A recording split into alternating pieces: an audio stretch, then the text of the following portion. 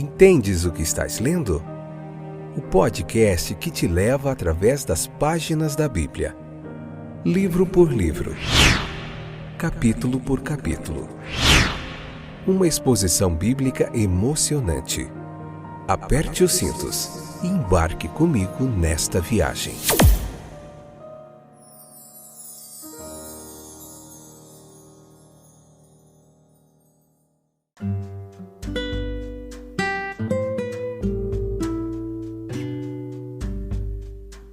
Olá, gente boa de Deus, meus queridos companheiros de viagem através das páginas da Bíblia. Hoje, especificamente, iremos ver Deuteronômio capítulo 10, a parte 1. Iniciamos mais um capítulo, episódio de número 715, nona temporada. Nona temporada, livro de Deuteronômio capítulo por capítulo. E as outras 8, Fábio? As outras 8 temporadas, nós temos o livro de Gênesis, o livro de Levítico, de Êxodo, de Números. Temos também os 4 evangelhos, Mateus, primeiro foi João, depois nós fizemos, acho que foi Lucas ou Marcos, não lembro, mas tem João, Mateus, Lucas e Marcos, 4 evangelhos. Depois de Deuteronômio, nós voltaríamos ao Novo Testamento e vamos ver o livro de Atos dos Apóstolos, ou como alguns teólogos sugerem, Atos do Espírito Santo, seria um nome bastante sugestivo para esse livro. Ele é, na verdade, a continuação do livro de Lucas, né? E também escrito pelo nosso irmão Lucas, o doutor Lucas. Mas enfim, vamos focar aqui e depois a gente conversa sobre Atos em breve, depois que terminarmos Deuteronômio. Hoje vamos falar dos sinais da misericórdia divina. Tem muita gente nova chegando aí. Deus abençoe grandemente a sua vida no início de mais um ano. Que esse seja um ano de muito aprendizado, de muitas bênçãos recebidas através da palavra de Deus, que nos transforma, nos edifica, nos renova. A palavra de Deus é fantástica. Deuteronômio capítulo 10, leia o capítulo, vai lá na fonte, beba da fonte, depois vem para cá ouvir a nossa explicação, pense, reflita, ore com a gente, compartilhe. Esse trabalho meu é um trabalho bastante pioneiro, um convite à volta às escrituras, uma exegese clara e objetiva. Você encontra muita coisa na internet, mas eu ainda não encontrei um comentário bíblico em áudio, capítulo por capítulo da Bíblia, feito com tanto carinho, com tanta dedicação, com tanta bagagem teológica aí, tá bom? Vamos lá? Várias promessas de seu perdão foram dadas por Deus ao povo. Havia a renovação da aliança, dos versículos 1 ao 15, ao 5, versículos 1 ao 5, nós vemos que a reconciliação com Deus só é possível por meio do retorno à obediência. Deus não pode deixar de exigir que aceitemos seus mandamentos e façamos deles a regra de nossa vida. Mateus 5, 19 e 20, Romanos capítulo 6, versículo 13 ao 23. E esse retorno à obediência, ele está envolvido na fé do Evangelho. Romanos 7, 4. Arrependei-vos, Marcos capítulo 1, versículo 15 nos ordena. A lei de Deus é inalterável. Versículo 4. Nós devemos mudar. Deus não pode. A lei, ela fundamenta o propiciatório. Versículo 2. Um testemunho contra os pecados, mas o fundamento da aliança. Meus queridos, na redenção, a obrigação da aliança não é anulada, mas cumprida representativamente na cabeça espiritual que é Cristo. Ao receber Cristo aí, o cumpridor da lei, nos comprometemos a ser cumpridores delas também. Não mais como servos do pecado, mas da justiça. Como diz Romanos 6, a nossa justificação está nele, seu espírito de vida está em nós. Romanos 8, versículo 1 e 2, Hebreus capítulo 10, versículo 16. Veja as lições dos versículos 6 ao 10. A renovação do sumo sacerdócio na pessoa de Eleazar. Versículo 6. A separação da tribo de Levi para o serviço do santuário, versículos 8 e 9. A existência de ordenanças é uma prova de misericórdia contínua. O ministério do Evangelho é o presente de Cristo para a sua igreja, Efésios capítulo 4, versículo 11. A primeira tentativa de transmitir a lei de Deus ao homem em forma escrita provou ser um fracasso. Os elos humanos no sistema eles se romperam. Moisés superestimou a lealdade do povo. O povo superestimou sua própria força de propósito. Até então, a lei ela tinha sido para eles uma ministração de morte. Mas o conhecimento cresceu a partir da experiência. E as concepções que habitam na mente de Deus, elas são incompreensíveis até que sejam colocadas em moldes humanos. Esta introdução de um elemento humano implica uma limitação, mas não implica erro. O profeta ele se torna o canal através do qual as comunicações divinas fluem. Mas o profeta precisa de grande preparação subjetiva para receber a mensagem. Aqui nós aprendemos que ele deve deixar a multidão, a agitação dos homens, ascender acima dos baixos cuidados da terra e passar 40 dias em comunhão com as realidades celestiais, antes que seja competente para receber o dom da lei divina. Tal absorção da mente na comunhão divina nos tornará também suscetíveis a uma revelação maior. Isso não significa que devemos, como Moisés, também passar 40 dias e 40 noites. Poucas pessoas suportariam isso. Mas a obediência igualmente ao comando divino nos prepara para a comunhão com Deus. Este é o princípio e a lição implícita aqui. Elas foram registradas em pedras, leis, na pedra de granito do Sinai. Há um significado a ser encontrado no material escolhido.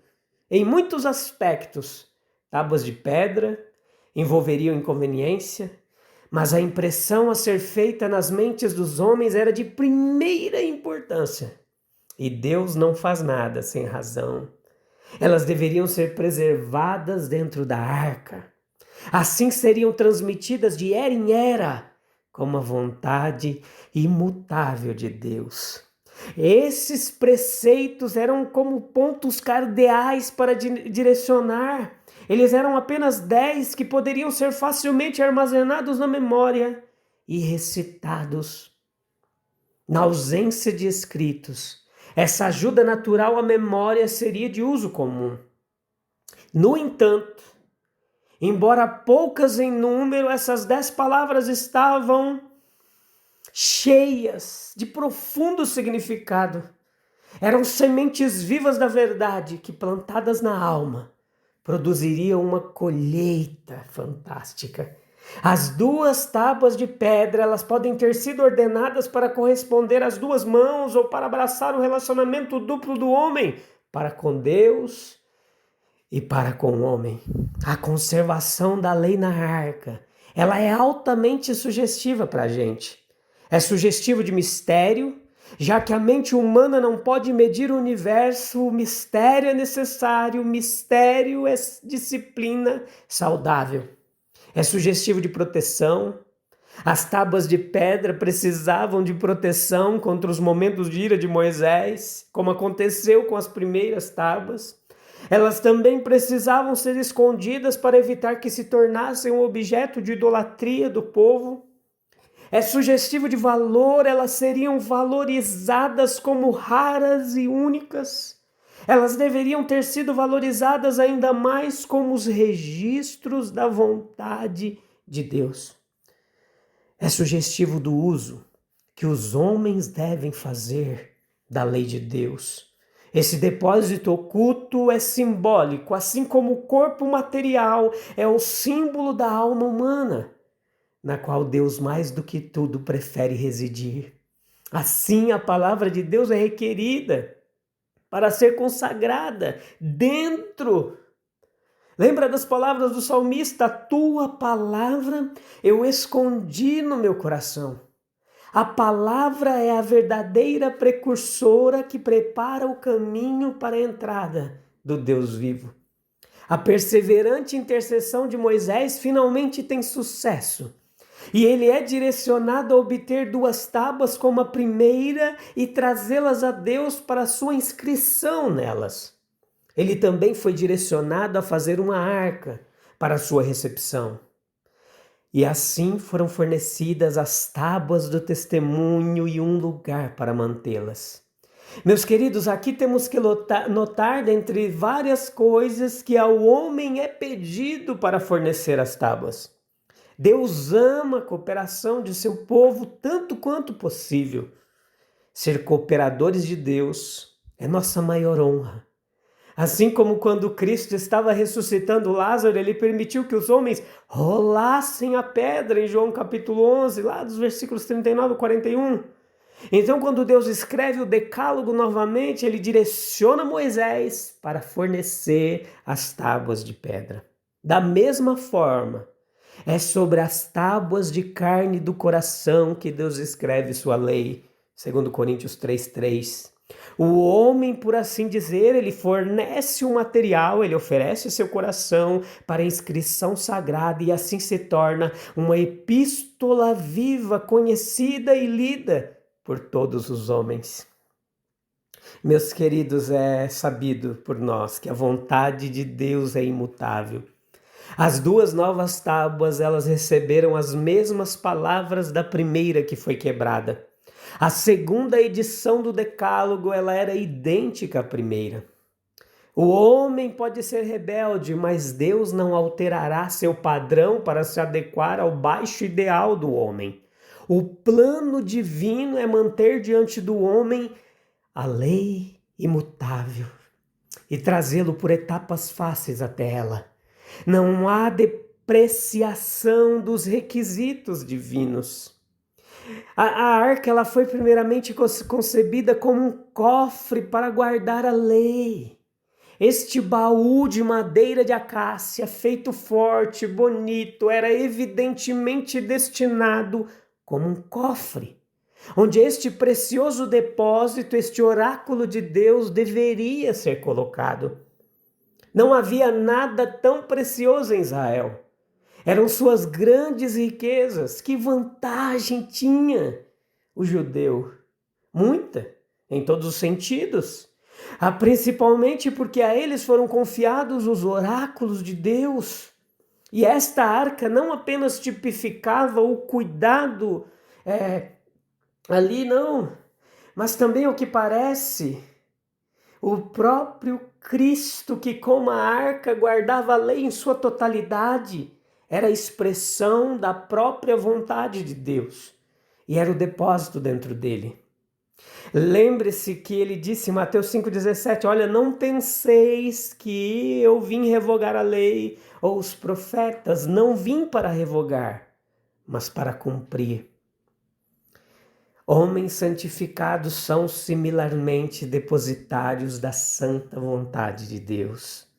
Aqueles que são regenerados, eles escondem a lei de Deus em seus corações, como Cristo diz profeticamente que fez. Salmos 48. A preservação dos livros sagrados, ela tem sido maravilhosa, mas é melhor ter a verdade estabelecida na alma e manifestada através da vida. A bem-aventurança daquele que faz da lei de Deus sua meditação dia e noite é realmente grande. Salmos número 1, verso 2. Esta é a aliança que farei com eles depois daqueles dias, diz o Senhor. Porei as minhas leis em seus corações, as escreverei em suas mentes, e não me lembrarei mais de seus pecados e iniquidades. Hebreus capítulo 10, versículo 16 e 17. Quando a palavra e a vontade de Deus são assim depositadas, quando os corações humanos recebem a verdade, então ela é levada, não apenas através do deserto da vida, mas para as terras desconhecidas. A arca de madeira de acácia, tão forte e preciosa, apenas vagamente representa o receptáculo mais precioso do coração humano.